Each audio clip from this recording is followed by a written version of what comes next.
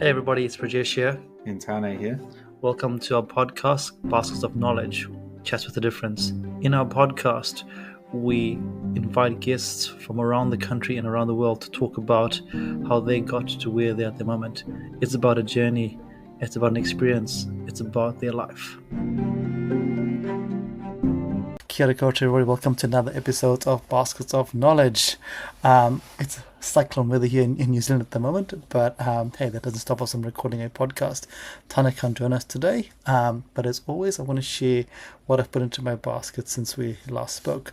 The biggest thing that I put into my basket of knowledge since we last spoke is that the concept of something called cognitive flexibility. We live in a world where we are taught to be resilient, but what does it actually mean? What does it look like? And I was doing a bit of a reading the other day, and it spoke about this really well. The difference between rigid and resilient is in rigidity, when things come and change the way you think about it, you break. But in resilience, things come and you bend and you shake. And that's something to think about with our mindset. What are we so rigid in that we don't change our mind, and when can we actually let things sway and flow and go from there? And the reason I speak about that is because I am really excited about our guest today. This is someone that I, as always, for those of you that listen to the podcast, this is someone that's come into my network in the last, I guess, six to 8 months through Speakers Tribe. They have a pretty amazing awareness about themselves. They really speak really well, and there's someone that I'm really inspired by every time I see them, and whenever they talk. So it is our pleasure, our honor, and our privilege to welcome to Baskets of Knowledge Sumali. Kia ora, Sumali, and welcome to Baskets of Knowledge. Thank you, Prajesh. Yeah, welcome, Sumali. Sumali, for people who know nothing about you, who is Sumali today on the 12th of April 2026?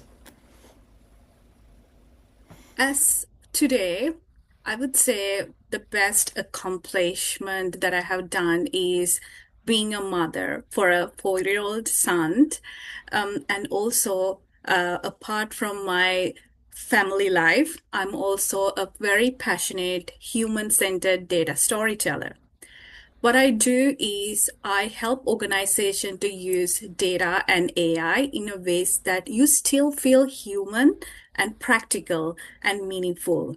That helps organization to have better outcomes, especially not just organization, but also for customers. So that's what I am really passionate about as a person.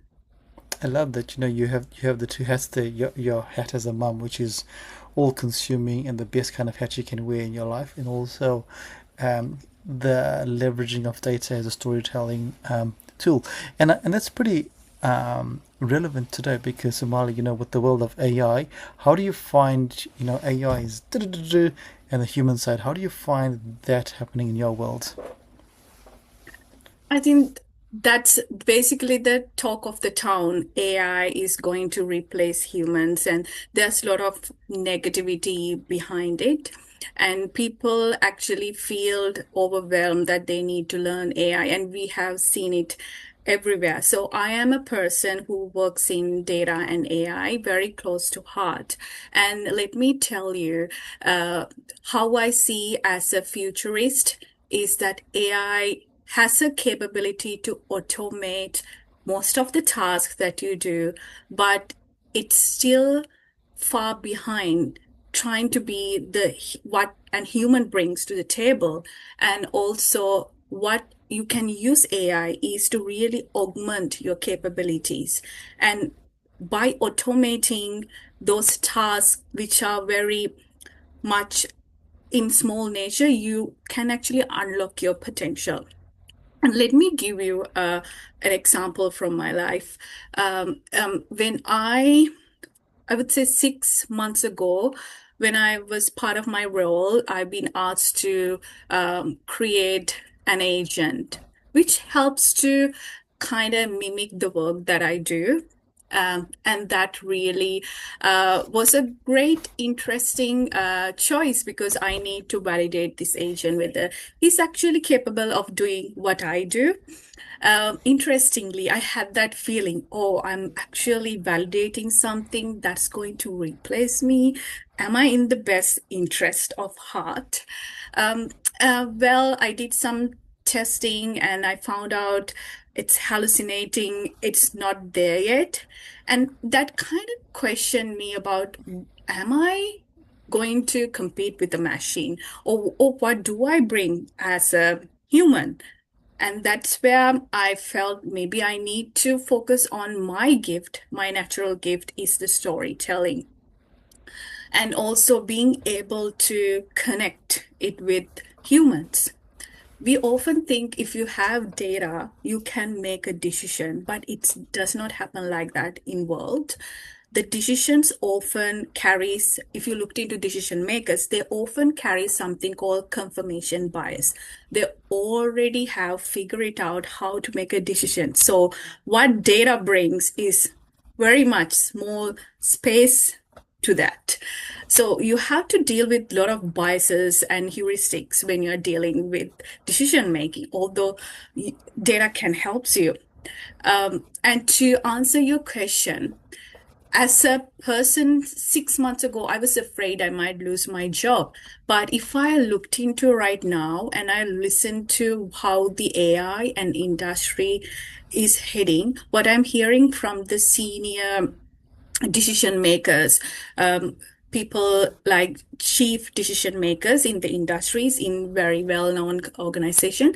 Um, I'm hearing that you people actually close to the heart of the business, like myself, they will actually have a secure position within an organization because they know how the business works and they have the commercial acumen and how AI would fit is that you would see working a few agents working under yourself.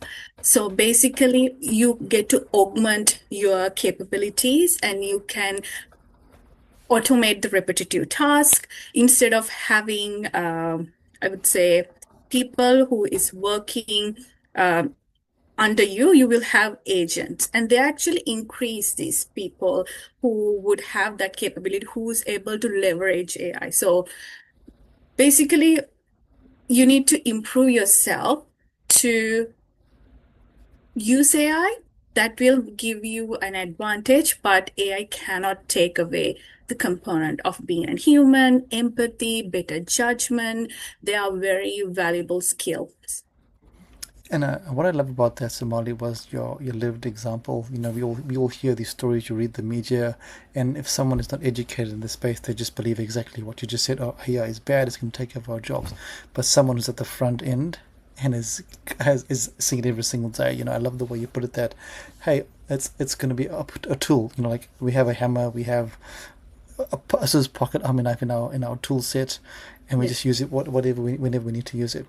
But Somali, you know you speak about storytelling, but I want to go back a little bit. Has storytelling always been part of your life, or has it been something that's come into your life at some stage in your development? Yes. So when I started as a child, I'm much more of a left brain person. And when I grew up pretty much not being able to make friends, but being able to, be myself, and numbers gave so much comfort to me. So that's how I started the analytical career. So I thought, like, if I am really good with problem solving, there's a world out there for me, and I can do anything because I can solve problems. And as part of my job, I have to work with C-suite executives quite a lot, and I'm understanding different decision-making styles and leadership. And I soon realized that although how much analysis and data is there, you can't actually influence a decision, or you cannot change, because I most of the time there are a lot of biases that you are carrying within yourself, and this is very different. So how do you make sure that your idea or your recommendation land on someone is through storytelling? What data provide you is evident. but storytelling helps you to illustrate and resonate, and that's more powerful. And people uh, actually remember what you have to say through stories. And I remember when I changed my whole position and how I frame my communication from a point of view, just talking at people and telling, this is a number, to this is what it is, and this is what it means to you, and this is what you're going to do with it. And that really helped people. At the end of the day, people have only 3 seconds attention span, and they are running a very busy life, especially executives. So you need to work to first understand that message you're going to tell and what's in it to them. So that kind of made me a data storyteller. And it came from an gentle realization and a frustration of not being able to communicate properly, and then realizing stories is the way to go. And sometimes when I grew up, I thought like you should keep being vulnerable or being emotional to a side, but emotions are powerful and they can really use to leverage and tell things that you want to say. So that was my growth journey to become a data storyteller. And I love that because, we have a lot of people that have numbers and data. I'm a computer scientist by training, and I remember when I was doing my training all those years ago, we always spoke about data garbage in, garbage out. And, data is just data. It's just numbers and it's just information, and the story you tell around it is either going to give you an outcome that you want or an outcome that you don't want. And I love what you just said right at the start, that you spoke about how decision makers already have a decision. They've already made the decision. All they're looking for is which story is going to help them take the decision over the line. And it's we all do that all the time. We all look for evidence, confirmation bias. I always tell my friends that, hey, if you want to find anything on the internet, you can find it. Whatever you're looking for will always confirmation bias. So you can find it. It's there. But Somali, I'm also going to go back a little bit. You spoke about your childhood, and you now live in Sydney, but this is not where you were brought up. You were brought up in Sri Lanka. And what is that like for you growing up in Sri Lanka with someone that is, as you said before, making friends was not your world? That's fine. What is it like for you as you think about yourself in your childhood at that time in Sri Lanka?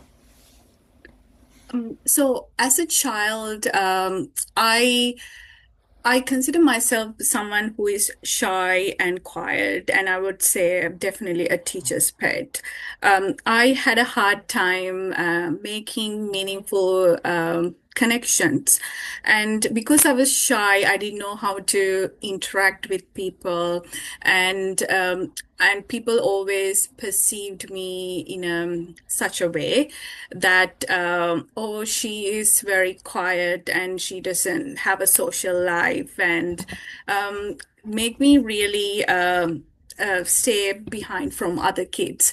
And I remember as a child, maybe I felt like I was not fitting anymore with them, and that kind of led me to get a little bit bullied by them and to call me names, which I took it very painfully to my heart as a young girl. And I remember this time I was realize I was seeing in the playground where I can see all the popular kids, they are playing and they have a pack and they have stories. Whereas if they speak to me, I don't have much to say because I always like numbers, maths, or an equations. And I gravitated towards numbers more because they are comfortable. And I felt like you can trust an human at the present, but they can change and they can tell back a story completely behind you. That made me feel like I don't belong and I cannot trust. Uh, and that was a bit of a painful experience to me, and I spent most of time either in computer or doing numbers, calculating number by myself. That made me become, I think, the best student in both the examinations in school. So yes, a bit of a grade charisma student back in then. And I think that was my childhood. I think my analytical skills were pretty much upfront.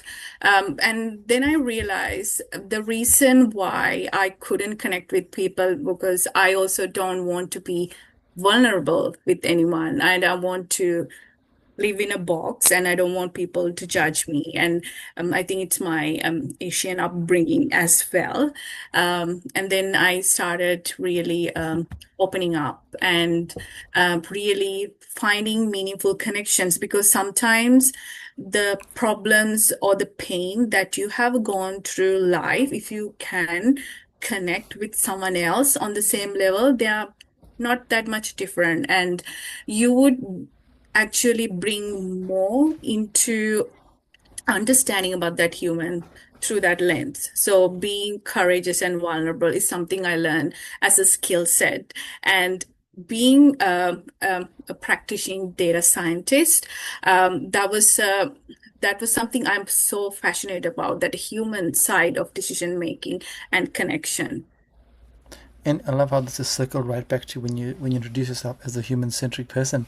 But I love going back to origin stories because this wasn't the way you started your life. You know, as you said before, numbers were your comfort, equations were your comfort. But it's really powerful for our listeners to hear that, hey, just because you are brought up or you have a certain way of thinking when you're a child, it doesn't dictate how you are as an adult. And I love how you have shifted and changed your narrative for yourself. And talk about shifting narratives, you know, you grew up in Sri Lanka and then you moved to Sydney, Australia, or you moved to Australia. What is that big shift for you like? And I asked it in the context of, as you said before, in the Asian world, you live in a certain way, and then you come into the Western world and life is a little bit different. If I summarize what you said, and I think you make two really good points. People can change, and how I see that is that what doesn't change about yourself, you're actually choosing yourself to be that. So if you're not changing, you're choosing. So be mindful that if you want to change, you need to change. And that's so important. And that's why my shift from being analytical to being a very human-centered person and being giving that people can change and you need to accept for who they are is very important. And the second part of what you said, sorry, I forgot. That's okay. That's okay. That's Yeah. okay. That's all right. I was just asking, you know, what is it like for you? You grew up in a Southeast Asian culture, Sri Yeah, Lanka, you know, as you said before, certain, I got that.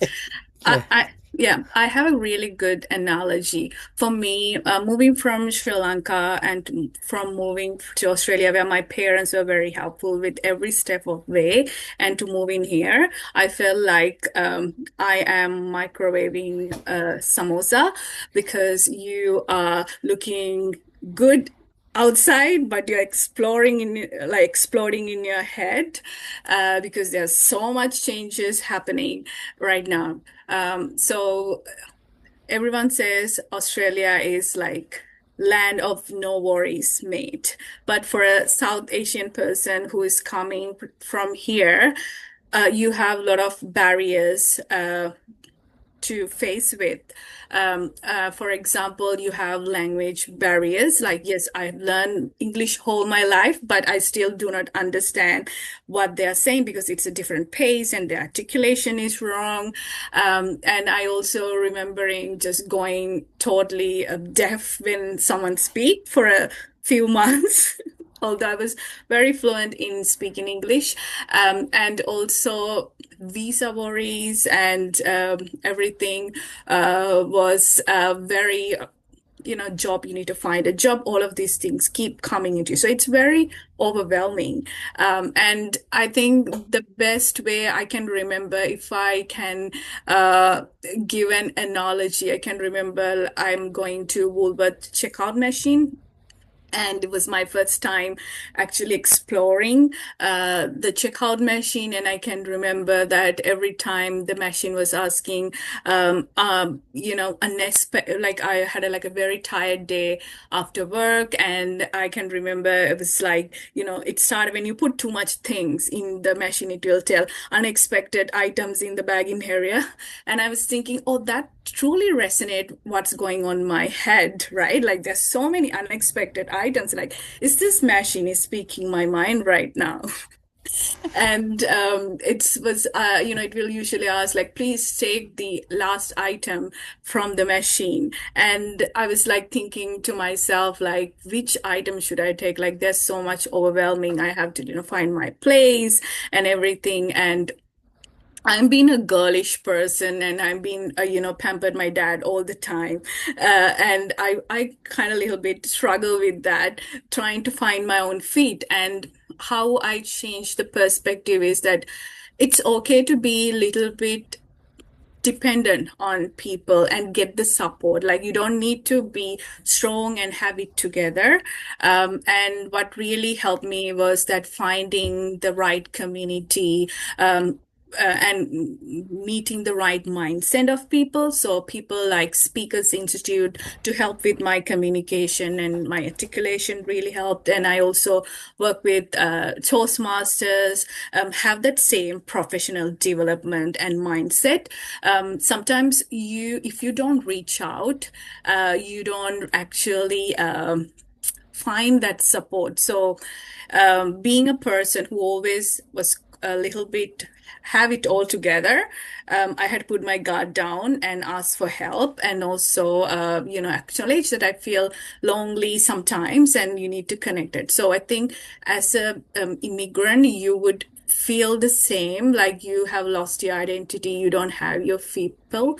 So I encourage them to reach out, ask them, stay connected. It's so important because most of this time we think if you are strong, you can lift yourself. But if you are connected, you can lift each other, and it has a more ripple effect. That is really powerful. There's so many beautiful analogies there, metaphors in there, and I love the analogy or the metaphor of a microwaving a samosa. I think that is such a beautiful analogy for a lot of people in our lives. We on the outside we look like we got it all together. We are a strong triangle shape, but inside we're like, what's going on? Yeah, it's really beautiful. But also, Somali, I want to acknowledge you that we live in a world. We live in a world, especially in Southeast Asian cultures, and I'm being very generalistic here. Yeah. In South Asian cultures, asking for help is seen as a taboo thing. You should know how to do, especially if you're educated. If you're educated and you know what to do, why are you asking for help? And I love the fact that you had to say, actually, if I wanted to grow and glow, I had to ask for help. And it's awesome as you said before, when you're strong by yourself, you lift yourself up, but with others, you can explode. And I love that because I've seen this happen for you since we've been connected. That the energy you bring and you get from others has been really profound. And as you think about yourself, if we rewind to maybe 5 years ago and where you are today, and you think about your network that you've grown, what are you most proud of? The most proud thing I have done is investing in myself. Um, I can talk about material things, but I think it's mean nothing because it's just something out there. I feel like it's not really helpful for me. And as a person, I feel like more I invest on myself, reading books and understanding my emotions and emotional regulation make me a really competent person and a better friend and a better wife or a better better parent to my child. Um, and I like that growth. Like once you started focusing on improving your mental health and also your skill sets relating to all the social skill sets, you are seeing your trajectory change every 6 months, and you are a better person. And you would see some things fail, but you will talk to yourself and you will do things to help to elevate yourself. So it's such a beautiful thing that you started centering about your mindset and manifestation where you want to be. And I really like that. The best thing, when I started 5 years ago, I was a person who thought like I can do anything, I can multitask, I can be very strong. And I'm leaning into now and say, well, what research shows us is that you cannot actually multitask. You can see our prefrontal cortex is developed for single tasks, so do one single thing, zoom it in, and do it in a short period of time, and then move it to another. And really, actually being kind to yourself and work on that quest to improve yourself is what I am really proud of myself. If I looked into me 6 months ago, I feel like I'm not the same person. Like I have become matured and I have become matured, and that's come from reading books and investing in your what you want to do in terms of skills that you want to improve. So having that time to focus on yourself, on what you like. It's a form of therapy. Yeah, it's a form of therapy, I love the way you talk about that because, a lot of times people, and I want in my coaching world, I challenge people to look after themselves and they will come back to me and go, oh, but it's being selfish. And I always go back going, all right, cool. If it's being selfish, you cannot help other people if you're not looking after yourself or you're not growing yourself. And I love how you've made this a real integral part of your life. And as you said, the better you are, the better person you can be for everyone else out there. Your child, anyone around you. It just changes, and the ripple effect is really, really, really massive. And and I'm really curious because I always smile when I talk to people about speaking and becoming speakers. And what is it like for you now, where you can stand up on stages and actually speak? Thinking about that young girl who was numbers to now being on stage. Yeah. I think I always look at her, like I talk to her because um, she was such a big integral part of myself. And as a person who is working in data and AI industry, you often feel, or women in data and AI, you can feel lonely because it is a very granular detail industry and involve a lot of engineering. And you can feel overwhelmed because most of the time your voice might not get heard and you will be muted in meetings. And I struggle finding my identity and what I want to say and to articulate in a way that I wanted to. But being able to speak and being able to share my ideas and being able to be unapologetically myself and getting that assurance brought so much confidence into me. And that's something I am very proud of. Like I said, the best investment that you can do is on yourself.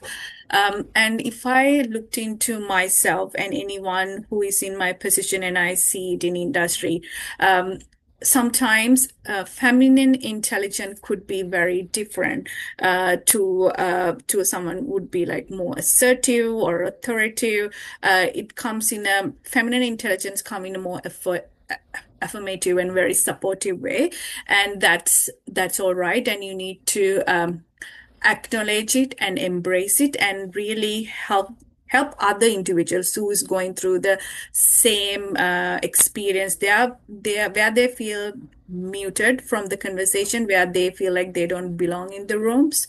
For me, being able to speak and communicate mean world to me because now I can really stand out and be who I am. And it's very important you are working on your limiting beliefs. And I used to have a lot of limiting beliefs about myself. I'm not really capable of doing certain things, but being able to address why I feel about myself, why I sometimes doubt myself, and working on that really made a huge impact on me.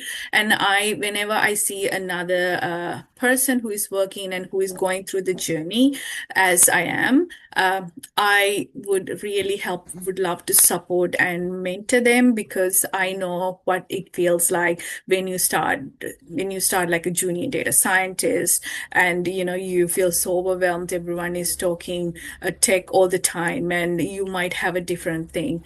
And we all different, and we all have different unique skill sets. And sometimes we think, oh, that someone who's doing something flashy, they are better than you, but you are not. You should trust yourself, and you should let your skill set blossom into something. So trusting yourself is important, and communicating back is important. You might not get it right, but you need to keep going through that mountain and you will get there. You know what they say, you should like shoot for the stars, you will land in moon. So that goes with any skill set. Um, I so much in it that is so beautiful. I want to touch on one thing that really stood out for me is the phrase feminine intelligence. I think that's really beautiful, and I'm going to ask you a question because we have listeners, and you who might resonate with you. They might be a female, and they might be a minority, and they're looking to get into the field. What advice would you give to them? And also, before you give the advice, what challenges did you face as a female, but also as an ethnic minority in a field that, as you said, is male dominated? Yeah.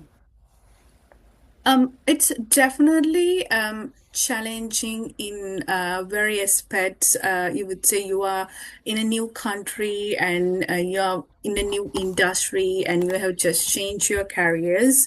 And you're going to feel lonely, and you would not sometimes you might also have language barriers. And I think the best advice I can give to a female who's listening in this call is really trust yourself. You are much more capable than you think, and you have come all the way learning these skills. And it's usually you're actually changing and you're challenging yourself to do it differently, and you're sometimes away from your parents or you're from your mother country and you're doing all of these things. So first of all, like, huge applaud for you for doing this, and be very confident that you are having that skill set and capable.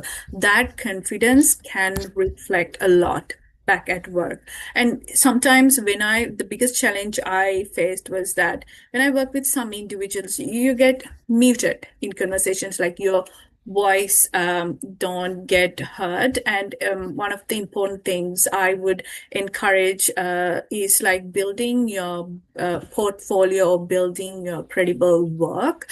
And it is a skill set that no one actually talks about. But what worked really well for me is just simply executing the things that you do, not the talk, but just go and show that this is what I have done, this is what I'm capable of, and this is how I execute it. And just showcasing that, you can earn more respect from your colleagues and you can stand out. And that really helped in my career to position myself as a trusted advisor for like a large organization which looks into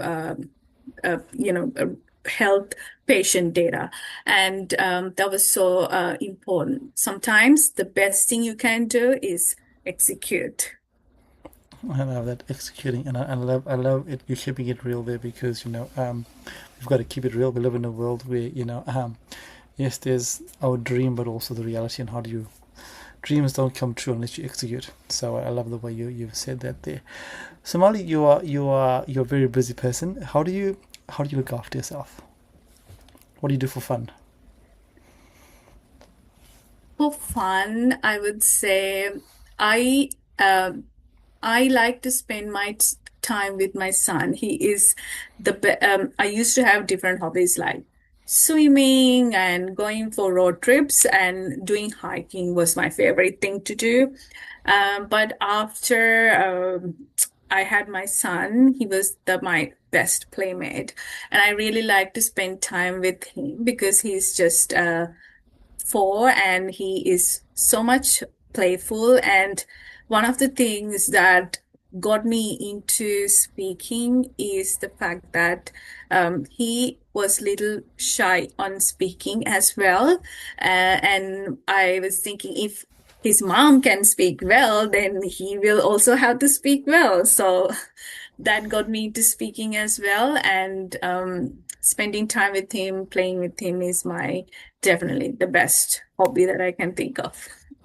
And I love that because right at the start you said this is the best thing you're most proud of, and I love how your son is the inspiration for you to speak.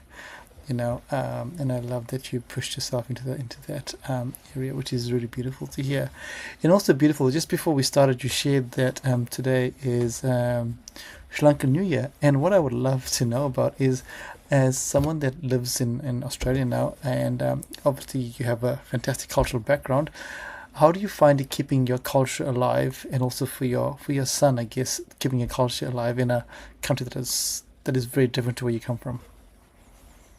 I think Australia is such a blissful country where we have exposed to different multicultures. And I find that the independence and the communities that we live around is so vibrant, and it's so beautiful. And the other part to that is everyone around us is so respectful for the other cultures. So what we basically trying to create is that having that exposure for my son and for anyone else to really see what it feels like to belong. Because culture or community, what brings is that feeling of belonging. And most of the time, when you speak to the kids who are, growing up, and we are seeing adults, and what you see is that as a child, when I grew up, I had that sense of belonging, and my parents actually gave that to me, and which something I thought, oh my God, I don't want to go for this event. Why would I go in there? This is painful. But when I grow up, I feel like what they were trying to feed to us is that this is where you belong. These are different people who has the similar mindset. In Australia, we try to do the same. We go for community events, cultural events, and I also want to be curious about other religions as well, and to see what they're doing. At core of each religion, what sits is a human, and being able to, connect with other humans and live peacefully. And I think that's the moral lesson of each religion.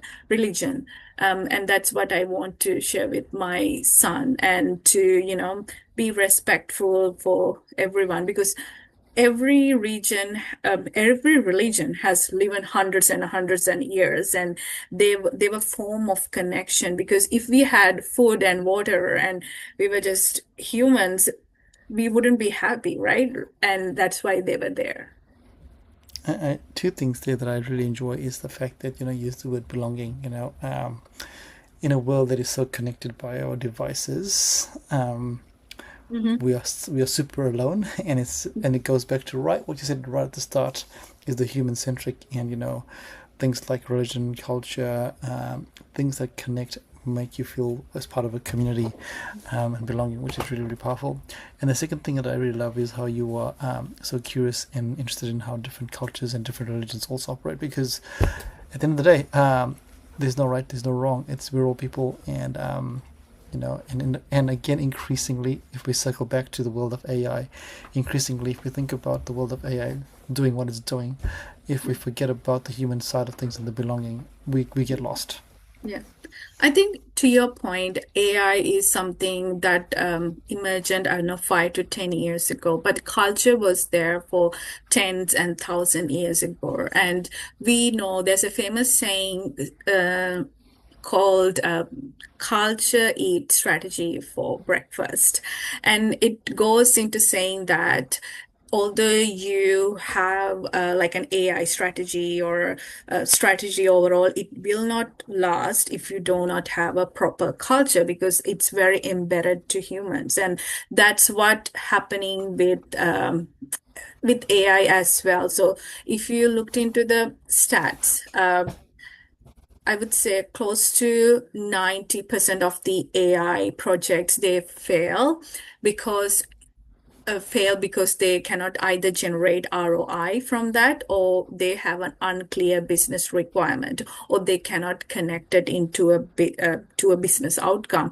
And the unseen component of that is the human component where all of these things needs to be thought holistically how it's going to impact on the culture and how it going to impact on a human who is going to execute this AI project and how do they feel belong to this project and they're actually motivated to deliver results rather than you are going to get replaced.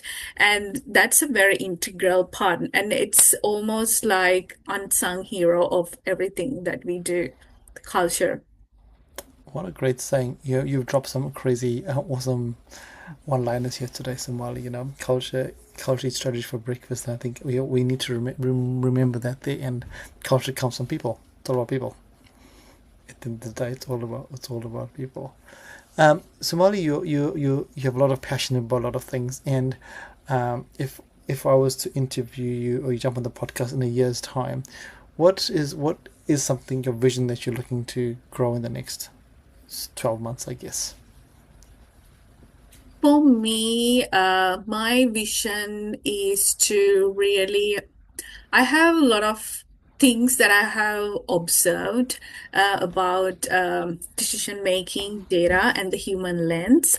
And I would really like to share that back with the community and for like-minded individuals like myself who is coming into data and analytics industry and to tell the importance of building your skill sets and also building your confidence, and also to know that the real practical surrounding or the implications that happen when it's come to actually what goes from a data to a decision because I have lived through that intersection for a long time and I'm very passionate to speak about that and help communities to understand that and to help fellow analysts to also get into that speed. So that's I'm really passionate about. I really love that. I love that. I love to post that because it's again, it goes back to the growth mindset and the sharing of your knowledge with other people, not just yourself, which is where the growth happens, Somali, which is really, really wonderful. Somali, we've been speaking for almost an hour, and I knew that our conversation would fly by so fast. Before I ask you my final question, is there anything that you'd like to share that I haven't covered that you think would be useful for our listeners to hear about? Um, I think we pretty much cover a lot of things, and one of the things I really wanted to resonate is that we live in especially relating to the industry that I worked with, which is data and AI. We talk a lot about it, but this might sound a little bit controversial, but decisions are not made by data at the end of the day. So make sure that you use data to transform as much as possible, but the stories what it elevates. So don't forget the storytelling component. So lean on to that. It's a very underrated skill. So focus on that. And yeah, that would be the final message if I have to say. Oh, I love a lot of controversy, but it's so true, and it reminds me of when I was doing my PhD, and I had all the stats gathered, and I remember going to the statistician and going, what do I do here? And his answer, his question was like, what do you want the stats to tell you? And I was like, what do you Yeah. mean? He's like, we can just shift the stats to give you whatever answer you want. And it's exactly like you said, the data doesn't make the decisions, it's the best person behind it who knows how to use it and how to tell the story. Exactly. If I give you an example, there are several studies done on judges who just had lunch, and their jurisdiction before the lunch for a similar case is very different compared to an after lunch, which showcase that if you are, in optimal condition, you would take a decision very differently and you would be linear or non-linear based on that. And that goes into telling that we have to understand that all the humans that we are dealing in life are actually hackable. And we have our biases. I know I'm always talking about biases, although I should be talking about numbers or something, because it's the truth. We are very Mm-hmm. hackable and we are very vulnerable and we make stupid decisions, and that's the truth. And it's important to understand that your mental position when you are making a decision. So, for example, pre-hack yourself before making a decision, like, being on that optimum condition, have good amount of sleep if it is a big decision, and making sure that you are aware of your conscious is very important. So pre-hack yourself before decisions and know you carry biases, and let data comes into decision making, and that's where that's when you can bring objectiveness into the decision making. Oh, Somali, you just blowing us away with all your awesome baskets of knowledge here. Pre-hack yourself. What a wonderful phrase. And my next question is the final question. And our podcast is called Baskets of Knowledge, and we invite our guests to share a piece of knowledge to put into our basket. You have shared so much today, but is there one piece of knowledge you'd like to share for our listeners and for ourselves to remember as we try and live our lives? The one piece of advice I would like to give, that every storytelling person out there, or an analyst from the data or AI, or anyone who is listening to us who is looking into numbers, I want to remember that evidence build belief, but stories build action. And those actions are powerful and it can change your life. And I want you to walk away with that, because storytelling is so important, because they will remember the meaning. I love that. Stories build action and actions make change. I love that. What a beautiful piece of knowledge to put into our basket.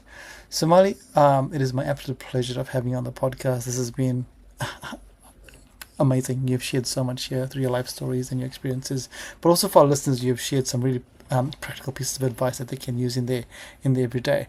So I want to thank you for jumping on. I want to thank you for giving up your time today to share a little part of your story. And I guess, Somali, if anybody wants to connect with you, what's the best way for them to do that? They can reach out to me through LinkedIn. My full name is Sumali Wickramarachchi, so you can just Google as well. Yeah, beautiful. And we'll have your full name and also your LinkedIn profile in our show notes. Thank you, Somali. And for listeners, thank you for listening in. If you have listened and you found value, please let us know. If you have listened and fallen asleep, go back and listen again, because there's lots of gold in here.